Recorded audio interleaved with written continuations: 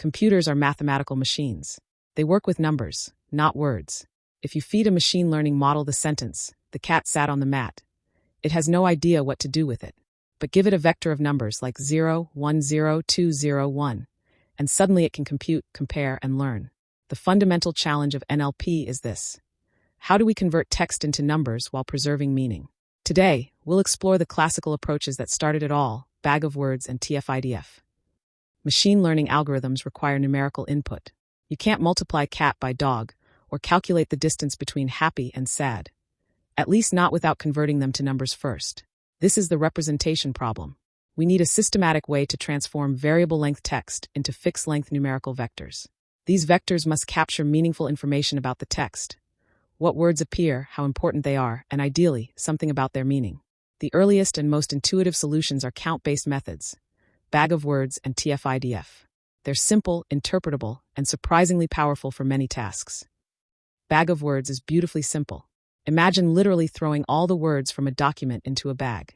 The bag doesn't care about order. Cat sat mat and mat sat cat look identical.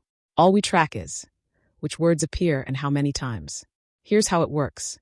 First, build a vocabulary from all documents. Every unique word becomes a dimension in our vector space.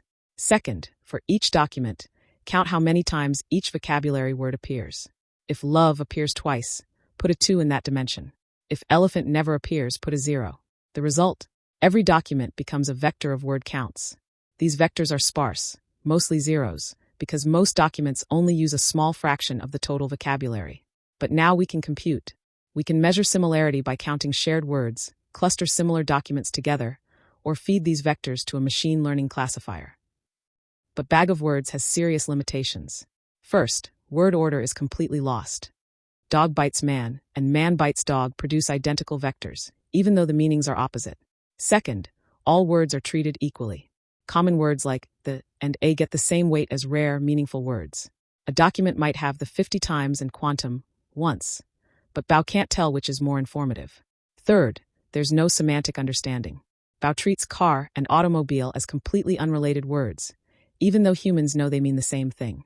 It's just counting. No meaning, no context, no intelligence. Despite these flaws, BoW works surprisingly well for many tasks. Why?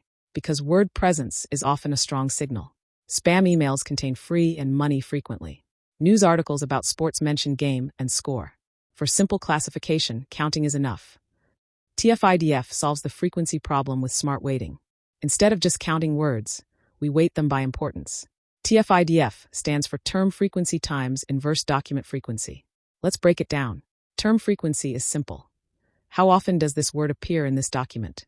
If cat appears 3 times in a 10-word document, TF is 0.3. Inverse document frequency is cleverer. How rare is this word across all documents? If the appears in every single document, it's not distinctive. IDF is low, near 0. If quantum appears in only one document out of 1,000, it's very distinctive. IDF is high. Multiply them together. TF-IDF equals TF times IDF. Common words like the get suppressed to near 0. Rare, distinctive words get boosted. The result? Vectors that capture not just which words appear, but which words are actually meaningful and informative for distinguishing documents. TF-IDF powers countless real applications. Search engines use it to rank documents. When you search best pizza recipe, pages with high TF-IDF scores for pizza and recipe rank higher. Email spam filters use TF-IDF features to detect spam patterns. If free and money have suspiciously high TF-IDF scores, it's probably spam. Document classifiers use TF-IDF to categorize news articles, support tickets, or scientific papers. Recommendation systems use TF-IDF to find similar products, movies, or content. If 2 movie descriptions have similar TF-IDF vectors, they're probably similar movies. Even plagiarism detection uses TF-IDF to measure document similarity. The beauty of these methods is their simplicity. No complex training, no neural networks, just counting and weighting. You can implement BoW or TF-IDF in 20 lines of code. They're interpretable. You can see exactly why a document got classified a certain way. For many tasks, especially with shorter texts, these classical methods still work great. But we're still missing something crucial, meaning BoW and TF-IDF represent words as independent dimensions with no relationships. They can't tell you that king and queen are related, or that car and automobile mean the same thing. They can't capture syntax or semantics. and they produce sparse vectors. If your vocabulary has 50,000 words, every document becomes a 50,000 dimensional vector, mostly full of zeros. That's inefficient and loses information.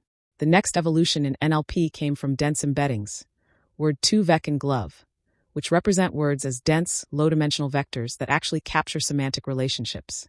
In our next video, we'll see how these embeddings learn that king minus man plus woman approximately equals queen. That's when things get really interesting. But remember, BoW and TF-IDF aren't obsolete. They're still used today, often as baseline features or in hybrid models. Understanding them is essential for appreciating how far we've come.